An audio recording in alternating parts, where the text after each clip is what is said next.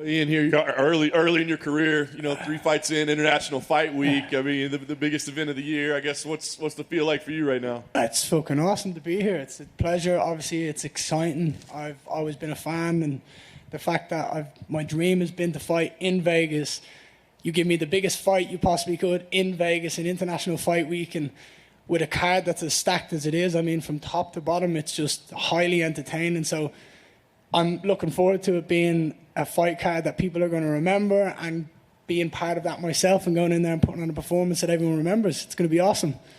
What'd you take out of your last fight, man? Obviously a victory, but there was some criticism. But I wonder sometimes if it's like, if you don't knock somebody out in 2 minutes, like you failed or something. Like, what do you make of that? So what happened at the end of the fight? My hand got raised. That's the main thing. That is it. Regardless of my performance or what happens, whether I knock him out, whether I sub him, whether it's a fucking war, or whether I dominate the fight, as long as my hand gets raised, I've done my job. That is my job, is to go out there and win. It's put on a show and win. And I won. I won very convincingly. There wasn't that any damage that I took. It was dominant. He parked the bus a little bit. He didn't kind of give me any... He didn't fight back nearly. He made it look like he was fighting. He just walked me down. It wasn't as exciting as I was hoping for. And I left there dissatisfied. Like I did. But at the end of the day, I did my job well. I won the fight. And then I can go, okay, what do I do now if that happens again? How do I overcome that? If someone's going to park the bus, how do I do that? I need to be more aggressive. I need to be the offensive striker as opposed to kind of wait and bait him out a little bit. I need to put it on him and fucking make him worried. And it's part of the process. I mean, you can win when you win and learn. Like, there is no other way. I've only won in my career, and I've learned so fucking much. And that's what I'm going to continue to do. I'm going to continue to grow, continue to learn, and no matter what happens in the cage, once I come out there victorious, I've done my job right, and I'm happy with myself in getting that win. But the performance itself, they can always be better. I mean, I'm never going to sit there and say, that was perfect. And if I did, then we need to improve on that again. So it's just constant evolution, constant growth. And yeah, you are right. We do leave there, and I know I can speak for myself, but I know other fighters feel this. But just because we won doesn't mean we're happy. I emailed Sean Shelby a couple days, maybe a week after that fight, and said, I want to get in there straight away again. I'm not happy. I'm kind of pissed off with that fight. I didn't get what I wanted, myself. I didn't feel happy with that performance, with that fight. And then he said July 2nd, and I was ready to cut weight on 2 weeks, I told him. So yeah, here we are. Now we have July 2nd. That's the main thing in my mind from now on. I like it. What do you think of Gabe as an opponent? Do you think he's going to be the kind of guy that gives you the fight that you wanted last time? Yeah, I do. Because he's small and he's stocky, so that initially straight away means he's going to have to close the distance and kind of be more aggressive than I am. He can't stand on the outside and pick me apart. It's not possible. He can't reach me. So he has to be aggressive. His style is I'll stand and brawl and kind of mix it up with switching stances, which is great, cool, sweet, happy days, bring it on. But when you meet me in the middle and you try rush, I'm going to fucking stand there, plant my feet, swing hard and see who hits harder, because I know who it's going to be. And that's what I'm looking forward to. I think he will bring it. I don't think this is going to be an easy fight in regards to that. I know he's going to be ready. He's going to be game. He's coming off 2 wins. He'll be confident. Great, cool, sweet. I don't want people coming off losses. I want people when they're happy. I want people when they think they're that fucking good. And then I go in there and I shut them down and I just say, I'm better. I'm better than you, and I want to prove that. And that's what I'm going to keep doing my entire career, is just proving that I'm the best. And I don't need to be better than anyone else in the world except the guy that stood across the cage from me that night. And that's it. Last thing for me, the goal here, I mean, obviously massive opportunity, massive card, fighting in Vegas. So because of that, I mean, do you want to go in there and punctuate it with something special that gets people talking? Or is it just, at the end of the night, let's make sure we get the hand raised? Every single fight that I've ever been on, I've always been the person that people talk about. And that is always what I want. And whether it be all positive, like the last one, everyone was talking about me. But they were saying, oh, well, it was a decision. It wasn't a knockout. It doesn't matter. You're still talking about me. Now, you know that any press is good press. Now I go in there with a point to prove. It's like, I am not fucking good. I am the next big thing. I am the fucking future. And my skill set will show. And when I stand there and I knock his ass out, that's all that will matter, is that I came out victorious again and I did what I said I was going to do. I go out there and win. 10-0. Ian, back here to your left. How you doing, sir? Hey, bro. How are you? You good? I'm doing great. Obviously, another big card here, another big opportunity for you. But Gabe was in here earlier, and he was asked to sort of give his assessment of you, and he said, you're a little big-headed, a little big for your britches at times. Can I guess what he said? He's going to find his way to beat me. He said that he thinks I'm better than I am. Yep. Yeah, he said all these things. I've heard that before so many times. Everybody says it. It's all they have to cling on to. People say, oh, I think I'm going to be the guy to take his O. He thinks he's better. I think he thinks he's better than he is. It's like, no, that's not the case. It's like, I want him to feel like that. I want him because that means he's coming here with confidence and he thinks he can beat me. I want the best Gabe Green that we've seen so that when he leaves that cage and he's lost and I'm standing there above him, there's no excuses. But it's like, I've heard it so many times, mate, and I'll always hear it in my career because it's going to continue to be Ian Garry wins. He's 10-0, 11-0, 12-0. It's the same stuff. Yeah, the one thing that really stood out is that he thinks you just have a really big head about yourself. But in fighting, is that such a bad thing to have sort of a big head and have that confidence? A big head in what way? Because I have a confidence about my skill set. And when you ask me about confidence, I've had 9 fights and I've won 9 times. There's a reason I'm on 3 numbered cards in a row. There's a reason that the UFC are pushing me. It's because they know how good I am. They can see it. They see when I stand up here and I talk. I have confidence. It's in me. Like, it's not my fault that people don't have as much confidence as I do and they think it's cockiness or arrogance. I have an unapologetic self-belief, and I just want to show the world my skill set, and that's it. And fine, so what if he thinks I have a big head? It's like, he's got a fucking massive head, and it's going to make it. Have you seen the size of it? It's like a basketball. So I just got to put my fucking fist through his face and see who wins then. But look, I no disrespect to him. He can think that. Like, I like that he says that. Let's see what happens. Saturday night is the only thing that matters to me. And the last thing for me, that fight in Jacksonville, going the distance, I know you weren't overly thrilled with the performance overall. You want to get right back in there. But in some respects, is that the best thing that could have happened to you, was having a fight like that? No, the best thing that would have happened is I'd spark him and then go out and have a good time and get some pizza. But it's definitely experience. And you can never take away from gaining experience no matter what it is. And considering I went 15 minutes, was fresh as a daisy after the 15 minutes, and I didn't really get touched. It's always nice to kind of build that confidence and have that time in the cage because it's priceless, really. So yeah, you can only take that. Ian, over here on I guess you're right. Just curious, your camp at Sanford, who did you mainly get to work with this time around going into the fight? Because I mean, your team's had a lot of momentum as of late. Yeah, so there's obviously, look, you look at the guys in Sanford, it's absolutely ridiculous. Someone I did spend a lot of time with was Michael Johnson.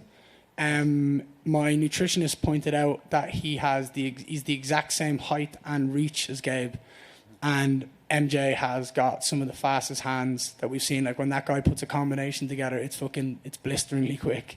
And he's a dog. He's ruthless. He's not afraid to come forward. He said to me recently, he said, if you hit me, I know you're open somewhere. He's like, so I'll take one to give 4 back. And I like that a lot. So I've put a lot of work in with him. And Jason Jackson, he's an awesome fighter. I think he's one of the best welterweights in the world. I keep telling him to have the attitude of, you are literally the best welterweight in the world. Like, I say to him, I walk up to him, I go, who's the best welterweight in the world? And he's like, you are. I'm like, fucking tell me you are. I'm like, because you are. I was like, I want to be like you. Me and my wife sit there and say, like, he is the best. Like, he is a version of me in the future. Like, he's just so smart and calculating. He's awesome. So I'm just working with guys like that, and I enjoy every second of it. And Jason's a pretty positive guy, too, in the gym. I don't think you ever see him break a smile. Just how important is that to have a guy like that in the gym when maybe you're not having a great day and it'll put you in a good mood? Yeah, both of them are they're funny. Like, watching those two spar is more entertaining than any fight you'll ever see because they talk so much shit. They're such good friends, and they help each other, but it's a different feeling, it's a different bond. So yeah, it's so valuable having teammates like that come in there and can always like pick you up and just bring good energy, and that's what it is. It's bring knowledge and good energy, and everyone wants to grow together. So we all have the same goals at the end of the day. We all want to be victorious and have a legacy, and whether it's money, whether it's fame, whether it's just success, legacy, we all just want to get into the cage and fight and win. That's it. And last one for me, what did you make of Shavkat Rakhmonov's win last week against Neil Magny? Just a really dominant performance. Shavkat's a savage. He's just so well rounded. Like doing rounds with him in the gym, it's obviously a pleasure. Like he's so good, and yeah, he deserves all the hype. I mean, the only reason he isn't more hyped than he is because of his lack of English. That's it. If he could sit up here and talk like me, he'd be one of the top in the world because he'd be able to hype himself up. But he doesn't. And I like the fact that he sits there and he just goes, I'm going to let my performances do it. He's like, when you take media and like all this media obligations out of it, and you take it back to kind of like the purity of the sport or the purity of fighting, it's like, let your fighting talk. And he's going, oh, I can't speak great English, so I'm just going to literally let my performances do it. And that's brilliant. The fact that he's garnered so much respect in the game because of that, it's so impressive. And I can't wait to see what's next for him. Hey, Ian, right back here. Hey, how are you? Good? I'm doing pretty good. Can you see me? Yes, I can see you. Ian, I want to ask you, not just a married man, but going to be a family man, as you announced after your last fight. Are the motivations in training camp for these fights different, knowing it's not just about you or even just your wife, but that it is going to be, you know, for the next generation and for your son or daughter? So it's a boy, just to clarify. It's a little boy. But I wouldn't say the motivation. I don't fight for my family. I fight for myself. I fight because I love fighting. I compete because I love competition.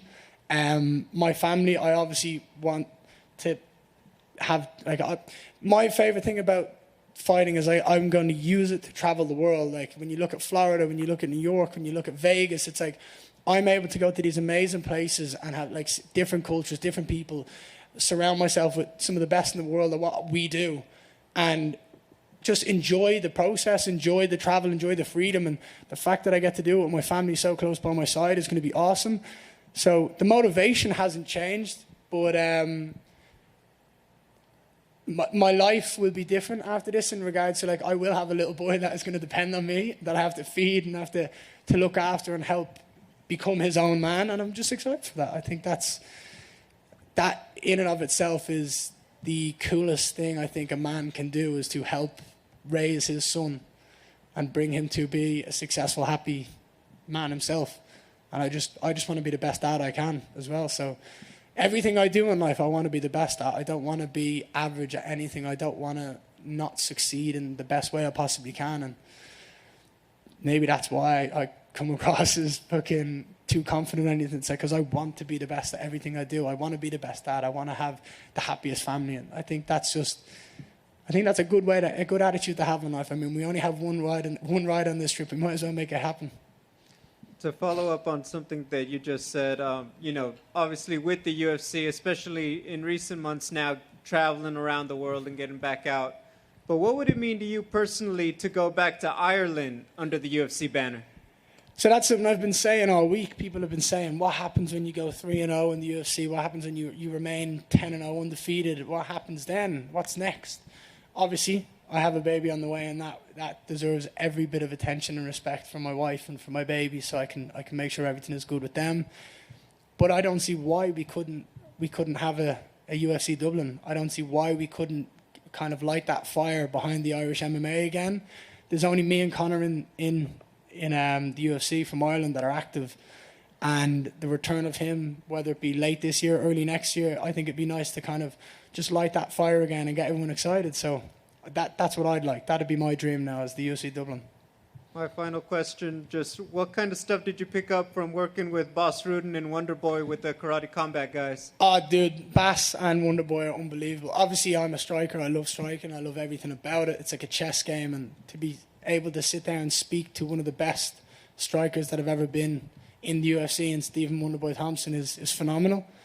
To just even get a relationship with him that we can now sit there and talk and like potentially meet up and train together. I invited him to my house this week to see if he wanted to come over and train. He's a great energy. And the same with Baz. You're literally talking about a UFC Hall of Famer who has so much knowledge that he could pass through. And he was sat there and he said, give me 1 week with you. He was like, give me 1 week and we can add so many things to your game. And I said, I'm in. Let me know. Let me know when you've moved house and I'll come out to Texas and we'll do some stuff together. Thank you. Ian, over here in the same spot. Hey, dude, how are you? Good, you? Good, man. So there's a thrilling bout over the weekend at Cage Warriors, and Reese McKee won the welterweight title that you had vacated last year. Did you get a chance to see that fight, and what do you make of Reese's abilities? I did get a chance. I specifically sat in a taxi and didn't move until the fight was finished. It was a great fight. I like both lads. I think both lads are very good. I think Reese obviously had it hard when he got signed to the UFC on short notice and was put in there with Hamzat. It's not a nice debut to have, I would say, for someone, especially on short notice. Even if you had a camp, it would still be dirty.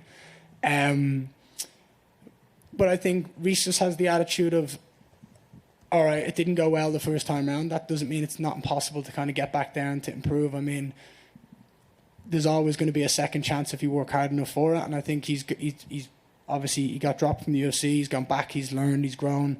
And now he's got the Cage Warriors title. And I wish him nothing but success. You know, if we can add another Irishman to the UFC roster, that'd be fucking insane. And again, another reason for UFC Dublin, get more guys on the card. So yeah, it was a great fight, and it was a great performance and a great finish for him. So I'm happy for him. Thanks, Ian. Appreciate it, man. We good? Happy days. Appreciate your time as always. Have a great week, guys.